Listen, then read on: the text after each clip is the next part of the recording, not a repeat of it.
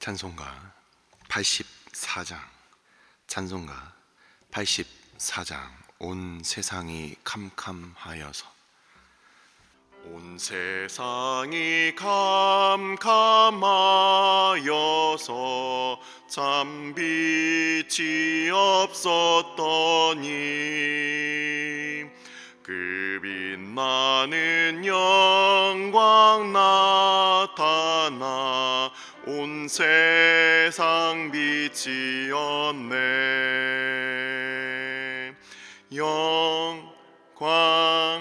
영광의 주, 영광의 주, 밝은 그 빛 내게 비추었네.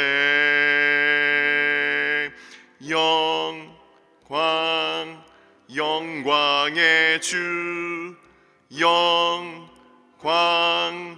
영광의 주, 이 세상의 빛은 오직 주 예수님.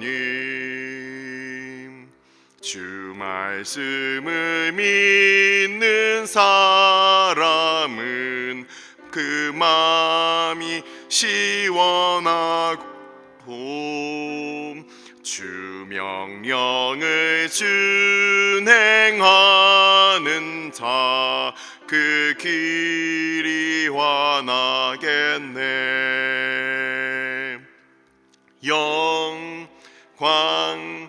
영광의 주, 영광의 주, 밝은 그 빛 내게 비추었네.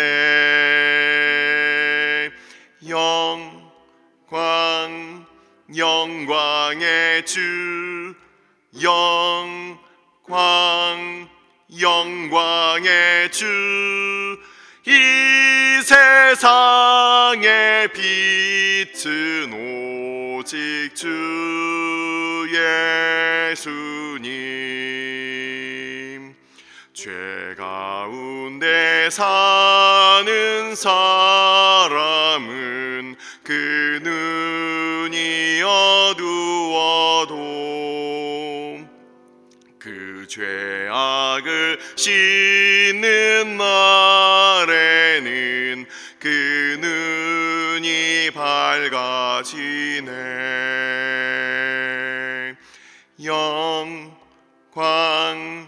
영광의 주, 영광의 주, 밝은 그 빛 내게 비추었네.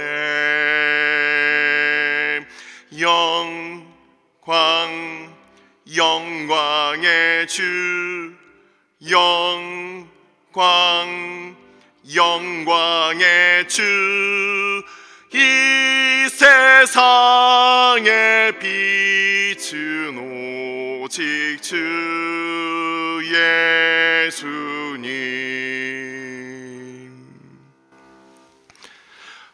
오늘의 말씀은 사사기 9장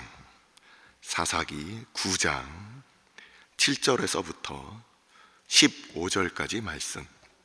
사사기 9장 7절에서부터 15절까지 말씀, 다 같이 한 목소리로 합독하도록 하겠습니다. 사람들이 요담에게 그 일을 알림해 요담이 그리심산 꼭대기로 가서 서서 그의 목소리를 높여 그들에게 외쳐 이르되, 세겜 사람들아, 내 말을 들으라. 그리하여야 하나님이 너희의 말을 들으시리라. 하루는 나무들이 나가서 기름을 부어 자신들 위에 왕으로 삼으려 하여 감람나무에게 이르되, 너는 우리 위에 왕이 되라 하매, 감람나무가 그들에게 이르되, 내게 있는 나의 기름은 하나님과 사람을 영화롭게 하나니 내가 어찌 그것을 버리고 가서 나무들 위에 우쭐 대리오 하리라 한지라. 나무들이 또 무화과 나무에게 이르되 너는 와서 우리 위에 왕이 되라 하매 무화과 나무가 그들에게 이르되 나의 단 것과 나의 아름다운 열매를 내가 어찌 버리고 가서 나무들 위에 우쭐 대리오 한지라. 나무들이 또 포도나무에게 이르되 너는 와서 우리 위에 왕이 되라 하매 포도나무가 그들에게 이르되 하나님과 사람을 기쁘게 하는 내 포도주를 내가 어찌 버리고 가서 나무들 위에 우쭐 대리오 한지라. 이에 모든 나무가 가시나무에게 이르되 너는 와서 우리 위에 왕이 되라 하매 가시나무가 나무들에게 이르되 만일 너희가 참으로 내게 기름을 부어 너희 위에 왕으로 삼겠거든 와서 내 그늘에 피하라. 그리하지 아니하면 불이 가시나무에서 나와서 레바논의 백향목을 살을 것이니라 하였느니라. 아멘.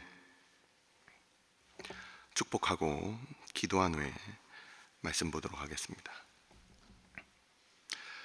여호와는 내게 복을 주시고 너를 지키시기를 원하며 여호와는 그의 얼굴을 내게 비추사 은혜 베푸시기를 원하며 여호와는 그 얼굴을 내게로 향하여 드사 평강 주시기를 원하노라.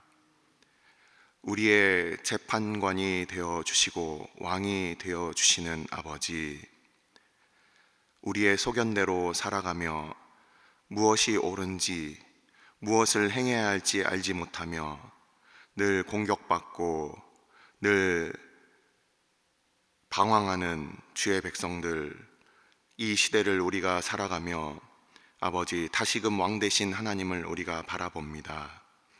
아버지, 참으로 무엇을 쫓아야 할지 무엇을 결정해야 할지 모든 것이 캄캄한 시대 가운데 우리가 살고 있사오니 우리가 사람을 의지하지 아니하고 왕 되신 하나님을 의지하는 주의 백성들 다 되게 하여 주옵소서.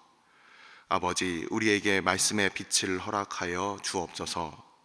우리가 우리의 소견대로 결정할까 두렵사오니 주님께서 우리 가운데 늘 말씀하여 주셔서 진리의 영 되신 성령 하나님께서 이 시간도 전하는 자와 듣는 자들 가운데 우리의 마음과 우리의 생각을 인도하여 주셔서 하나님의 뜻을 분명히 알 수 있는 주의 백성으로 살게 하여 주옵소서. 우리 위에 다스려 주옵소서. 이 모든 말씀 우리 주 예수 그리스도의 이름으로 감사하며 기도드리옵나이다. 아멘. 기도원에 관한 그 기사가 세 번째 저와 함께 이렇게 살펴보게 되었습니다. 오늘 드릴 말씀은 좀 격리할 것들이 있어서 먼저 그 기드온이 나타나서 그래서 이제 기드온이 이제 죽은 것까지 우리는 지난 두 주에 걸쳐서 우리가 살펴봤고 이제 이번 한 주에 이제 이 아비멜렉의 사건이 마무리되는 것까지 해서 이 기드온과 그리고 그의 자손들에 대한 이야기가 이제 마치게 되는데요. 우선 저는 이제 기드온에 대해서 조금 그 변호를 조금 하는 입장입니다. 그래서 이 기드온에 대해서 아니 왜 변호를 하냐, 우리 기드온의 몰락을 보면서 이렇게 또 얘기를 우리가 또 같이 이 양쪽 부분을 같이 나누지만 하지만 기드온이 어떻게 살았는지, 그래서 우리가 처음에 살펴봤듯이 히브리서 11장에 그가 믿음의 그 반열들 중에 그 이름을 올린 이유가 무엇인지를 같이 살펴보고 오늘 본문으로 가도록 하겠습니다.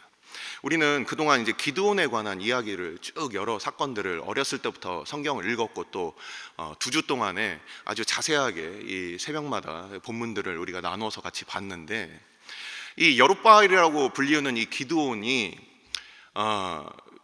우선 우리는 지난주에 숫꽃과 그리고 분우엘에서 그 백성들에게 경고를 하고 돌아오면서 이제 그들을 치리하고 징치했던 부분들을 우리가 보았습니다. 거기에 대해서 앞에 있던 설교자들이 참 혼돈의 시대다 이렇게 또 정리를 잘 해주셨어요.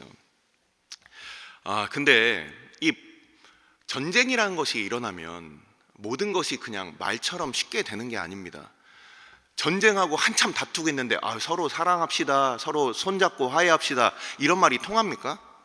실제 내가 당장 미워하고 나의 목숨을 걸고 싸워야 되는, 단지 그냥 말다툼 정도가 아니라 목숨을 걸고 싸워야 되는 그 순간에 과연 서로 사랑해야죠 이렇게 얘기를 하면 아마 두 사람이 싸우는데 가가지고서 우리 서로 사랑해야죠 이렇게 얘기하면 아마 뺨을 맞을 겁니다. 이만큼 전쟁이라는 것은 목숨을 걸고 싸우는 거예요. 그렇기 때문에 기드온의 전쟁은 어떤 전쟁이었느냐, 이 마무리를 보시면 이 미디안의 두 왕이 도망쳤죠. 그 왕들을 쫓아가는데 개인적인 어떤 원한이 있을 수도 있었지만, 하지만 이 왕의 두 뿌리를 뽑지 않고서는 그들은 다시 얼마든지 병력을 규합해서 돌아올 수 있었다는 겁니다.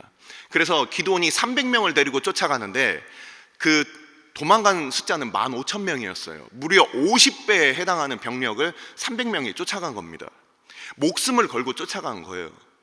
근데 그 돌아와서 징치하는 장면을 보니까 이렇게 얘기하고 있어요. 기드온이, 너희들이 내가 단지 그냥 떡을 달라, 배고픔을 면하게 해달라, 여기서 그친 것이 아니라 그 백성들이 숫곳의 장로와 그리고 그의 방백들은 지도자 측만 그들은 징치를 했습니다. 나머지 백성들은 도와줘야 된다고 생각할 수도 있어요. 이 지도자층들에 대해서 그렇게 징치하고, 그리고 분우엘은 모든 백성들이 다 기드온을 멸시했는데 뭐라고 표현이 되어 있냐면, 성경을 한번 보십시오. 너희들이 나를 희롱했다. 하나님의 싸움을 싸우고 있는 이 백성들에게 도움을 못 줄 망정 그 기드온을 희롱했다라고 분명히 나오고 있어요. 그 옆에서 말로 네 손에 무슨 세바 살문나가 있냐? 네가 지금 그 300명 가지고 그 초라한 병력으로 뭘 하겠다는 거냐 이러면서 기드온을 그들이 공격했다라는 것을 우리는 꼭 봐야 합니다. 그렇지 않고 그냥 휴머니즘 또는 이 땅에서 그냥 우리가 평안하게 살고 있는 그런 시대를 생각하고 평화의 시대로 생각하고 이 본문을 해석하면 기드온이 뭔가 크게 잘못을 한 것처럼 생각을 할 수가 있어요. 하지만 저는 기드온을 그래서 변호하는 입장입니다.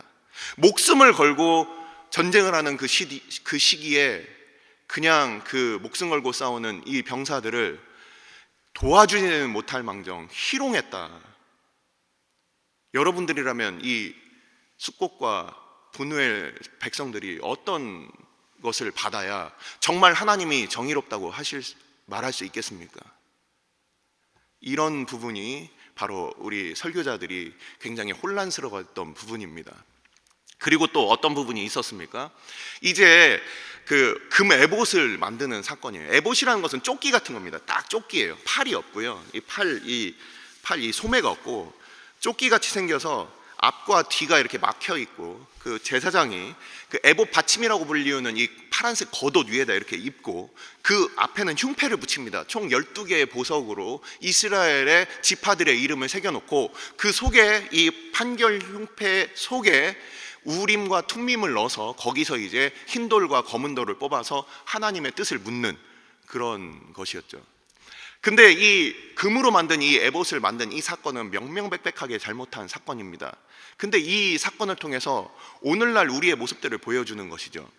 하나님 앞에 분명히 이 눈에 보이는 에봇이 문제가 아니라 이 에봇을 제사장이 입고 하나님과 교통하는 가운데 그것을 백성들을 이끌어야 함에도 불구하고, 원래 에봇은 천으로 실로 짜 있습니다. 근데 눈에 보이는 가장 값비싼 재료인 이 금으로 만들어서 눈으로 볼 때는 저 성전 참 잘 지었다, 저 교회 참 규모가 크다. 하지만 하나님의 백성은 없어요. 교회는 눈에 보이는 이런 건물이 아니죠. 하나님의 백성 하나하나가 실과 같이 서로 그렇게 맞물리고 보석과 같이 서로 맞물려서, 그래서 하나님의 손에 붙들린 바 되어 있는 것이 참된 교회입니다. 하지만 강남의 큰 교회, 서울의 큰 교회들 보면 어떻습니까? 우리 교회도 대전에서는 큰 편이죠. 이런 것들에 그냥 갇혀서 그냥 모양만 에봇 모양이지만 하나님이 명령하신 재료도 아니고 그냥 사람들 보기에 가장 비싸고 가장 좋아 보이는 우리 임의로 가장 우리 소견에 가장 좋아 보이는 것으로 그렇게 금치를 해놓고 그러고서 거기에 음란하게 행하는 것이죠. 하나님의 다스리심은 없습니다. 교회라고 하지만 인간의 방법들이 판을 쳐요. 하나님이 주인 되셔서 다스리는 것이 아니라 사람이 뭔가를 해보자 이렇게 만들고 있어요. 에봇의 겉모양은 갖춰져 있습니다. 제일 비싼 재료로 만들었어요. 하지만 그것이 하나님의 기름 부으신 제사장의 손에 없고 그냥 사람 보기에 좋아 보이는 그런 모습으로 만들어졌다는 것이죠. 이것이 바로 금 에봇 사건의 그 과실입니다. 겉으로는 하나님의 에봇처럼 보여요. 모양도 비슷해요. 하지만 그것은 하나님께서 명령하신 대로 만든 에봇이 아니었다. 하나님으로 세우신 그 제사장으로 말미암아 그렇게 사용되는 그런 에봇이 아니었다는 것이죠. 겉모양만 그럴듯했다. 이것이 바로 금 에봇 사건입니다. 자, 마지막으로 이제 기드온의 그 공과 과에 대해서 얘기를 하고, 자, 우리는 이제 기드온이 마지막으로 그가 왕이 되지 않고 그가 이제 왕이 되기를 거절한 것을 우리가 보았습니다. 자, 왜 이스라엘 백성들은 기드온에게 왕이 되라고 요청을 했을까요? 이스라엘 백성들에게는 당시에 바알브릿이라는 오늘 나오는 이 본문에도 나오는 이 바로 전본문에 나오는 바알브릿과 나중에 나오는 이 엘브릿이라는 이 신전을 섬기고 있었어요. 이 세겜의 백성들은 그것이 바로 언약의 주, 언약의 하나님 이러면서 하나님께서 주신 이 율법은 다 있고 그냥 이 가나안 땅의 이 신들을 섬기면서 하나님과 다른 약속을 그들이 붙들고 있는 거예요. 이렇게 하면 축복을 받는다, 이렇게 하면 성공을 한다, 뭔가 이 바알적인, 이 가나안적인 어떤 그런 부분들을 이 백성들이 그것을 섬기면서 신전을 아예 만들었다. 이 사사기 9장에 두 번 등장하는 이 바알브릿과 그리고 엘브릿이라는 곳, 이제 이번 주에 나옵니다. 이것이 바로 하나님 앞에 그렇게 우상의 신전을 만들었다는 것이죠. 왜 이들은 이렇게 기드온 보고 왕이 되라고 했을까?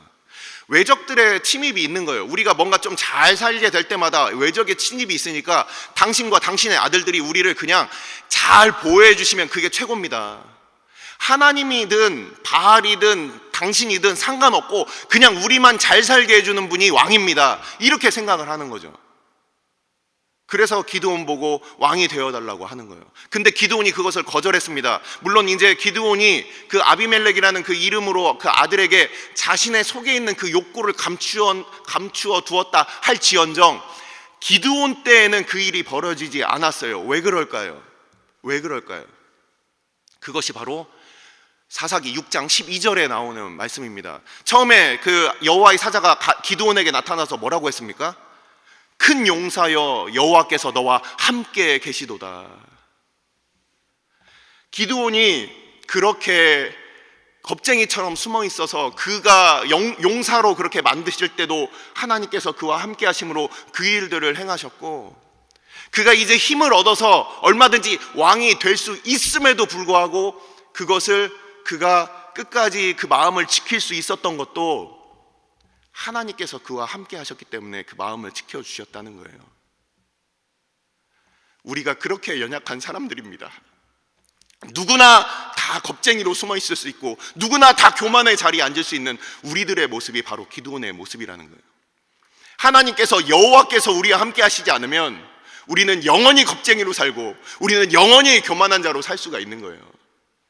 하지만 그 처음에 그 기드온에게 나타나셔서 여호와의 사자께서 하신 말씀, 네가 용사라서 내가 용사를 만들어주는 게 아니야. 내가 너와 함께함으로 너는 용사가 되는 거야. 내가 너와 함께함으로 네가 왕이 되지 않고 겸손하게 살 수 있는 게 아니야. 내가 너와 함께함으로 네가 그 마음을 지킬 수가 있는 거야. 바로 이 기드온 사건은 이렇게 막을 내리고 기드온은 이제 죽습니다. 자, 오늘 본문으로 들어갑니다. 오늘 본문에서 우리가 알고 있듯이 이 아비멜렉이 세겜 땅에 있는 자기의 그 외가 친척들을 그렇게 규합해서 그래서 그 형제들을 죽였다. 그래서 오브라로 올라가서 어떻게 했습니까? 그 형제들을 하나의 바위 위에서 죽였다. 이렇게 나와 있죠. 하나의 바위에서 죽였다고 돼 있어요. 근데 제가 이 단어를 히브리어에서 찾아봤습니다. 어디서 죽였을까요? 하나라는 게 에하드라는 이 히브리어 말인데, 에하드라는 말은, 자, 우리 엘리야가 그 단을 쌓았던 거 여러분들 기억하시죠? 엘리야가 이제 그 바알 선지자와 함께 그 영적인 대결을 벌이기 위해서 12개의 돌로 단을 쌓았는데, 돌은 12개였는데 하나의 단을 만들었어요. 이게 신명기 6장에 나와 있는 바로 쉐마 이스라엘 아도나이 엘로헤노 아도나이 에하드, 여기서 나오는 이 에하드라는 하나이시다 할 때 그 하나라는 뜻이에요. 삼위일체 하나이시다, 이때 사용되는 단어가 이 에하드라는 단어인데, 자, 12개의 돌을 같이 모아놨는데 그것이 하나의 제단이 되는 겁니다. 한 돌 위에서 죽였다는 것이 바로 그 뜻이에요. 바로 하나님께 제사하는 자리로 불러서, 그렇게 아무래도 이 엘리멜렉은 나중에 첩의 후실이었으니까, 그러니까 아마도 첩의 자식이었으니까 아마도 그 형들이었을 겁니다. 나머지 70명은 동생이 왔으니까 같이 제사하는 그 자리에 모였는데 그 제단에서 죽인 거예요. 하나님 앞에 예배하는 그 자리에서 그가 죽인 거예요. 이렇게 볼 수가 있는 겁니다. 이렇게 악한 이 엘리멜렉, 바로 이 자가 이제 모든 사람들을 다 죽이고 요담 한 사람만이, 그가 이제 숨어 있다가 이제 나타나서 이제 노래를 부르는 장면입니다. 성경에서 최초로 등장하는 우화입니다. 이 요담이 나타나서 뭐라고 합니까? 네 나무에 대한 얘기를 하고 있어요. 첫 번째 나무는 바로 감람나무입니다. 하나님과 사람들을 영화롭게 한다, 이 얘기가 무슨 소리냐면은, 이 감람기름을 가지고서 바로 제사장과 왕에 대한 그 기름을 부을 때 사용했어요. 그리고 성막에서 하나님 앞에 그 성전 등을 밝히는 그 불을 밝히는 그 기름을 바로 이 감람나무가 생산을 했습니다. 뿐만 아니라 그 열매는 먹을 수가 있고 그 나무는 굉장히 영화롭다. 그리고 두 번째 나무는 무엇입니까? 무화과 나무입니다. 무화과 나무는 달콤한 열매가, 그것이 참으로 맛이 있습니다. 심지어 처음 열리는 나무와 처음 열리는 열매와 마지막 열리는 열매까지 계속해서 열매가 맺히는데, 그런 열매들은 가난한 자로부터 부유한 자까지, 작은 열매로부터 큰 열매까지 모든 사람들을 배불리게 하는 그런 열매였어요. 그리고 세 번째로 나오는 것이 바로 포도나무였습니다. 포도나무는 어떤 나무입니까? 포도나무로 만들어진 그 새술은, 우리가 잘 알고 있는 포도를 이렇게 으깨서 이렇게 즙이 나오게 되면 그게 새술이고, 그게 발효되면은 그러면 이제 오래된 그 포도주가 됩니다. 그 오래된 포도주는 물과 같이 희석해서 그래서 마시게 되는 거예요. 근데 이 새술이라는 것은 처음 짰을 때 그때 포도 주스처럼 이렇게 마실 수가 있습니다. 굉장히 달콤하고, 그리고 그것이 발효가 되면은 그 초에다가 빵을 찍어 먹으면서 이 모든 사람들을 기쁘게 하는 그런 나무였어요. 자, 이 새 나무에게 사람들이, 야, 우리를 좀 먹고 살게 해줘라, 이렇게 왕이 되게 하라, 아까 말씀드렸던 바와 같이 우리 근심 걱정이 없게 왕이 되게 해라, 너희는 그냥 내 옆에 있어서 황금알을 낳는 오리처럼, 닭처럼 내 옆에 있어서 그냥 우리로 근심 없게 하라, 이런 의미로 왕이 되게 하라, 이렇게 한 거예요. 그랬는데 어떻게 됐습니까? 모든 나무들이 다 거절을 했어요. 근데 마지막에 나와 있는 이 가시나무는 어떻게 했습니까? 가시나무는 우리가 잘 알고 있듯이 뾰족한 가시밖에 없습니다. 거기에는 그늘도 없어요. 근데 이 가시나무가 뭐라고 합니까? 내 그늘 아래 와서 쉬어라. 그리고 너희들 내 말 안 들으면은 내 속에서 불이 나와서, 뾰족뾰족하니까 불이 나와서 레바논의 백향목, 그 큰 우리 집채보다 뭐 한 수십 미터 자라는 이 백향목도 내가 다 불살아 버릴 거다, 이런 공갈 협박에 이렇게 넘어가 버리는 거죠. 자, 이 요담의 이 비유는 뭐라고 우리가 생각할 수가 있겠습니까?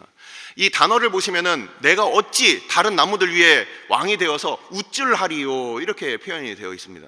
우쭐한다는 얘기는 이렇게 나무가 이렇게 흔들리는 거예요. 나무가 이렇게 흔들리는 거예요. 바람이 불면 이렇게 흔들리고 그냥 흔들흔들 하는 겁니다. 실제 나무가 뭘 다스릴 수가 있겠습니까? 그냥 흔들릴 뿐입니다. 근데 우리가 이 이야기들을 보면서 우리는 무엇을 알게 되느냐? 참으로 사람들이 이렇게 왕을 요청하고 그리고 그렇게 왕이 된다는 것 자체가, 이것이 참으로 무의미한 일이다. 실제 이 나무들은, 그 무엇인가를 생산하는 나무들은 자기 위에 하나님이 있다는 것을 알고, 그리고서 그들이 겸손했어요. 하지만 가시나무는 어땠습니까? 가시나무가 실제 뭔가를 생산하는 게 있습니까? 아무것도 없어요.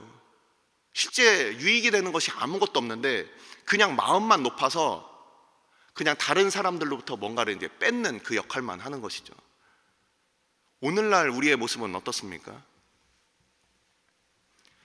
겸손하고 정말 생산적인 사람들은 이렇게 숨겨져 있을 수가 있어요. 근데 앞에서 우쭐대고 그냥 뭔가 본인이 생산하는 것이 아무것도 없이 그냥 우쭐대는 그런 사람들이 그 위에 그 자리에 올라서 그냥 흔들흔들 하고 있다는 거예요.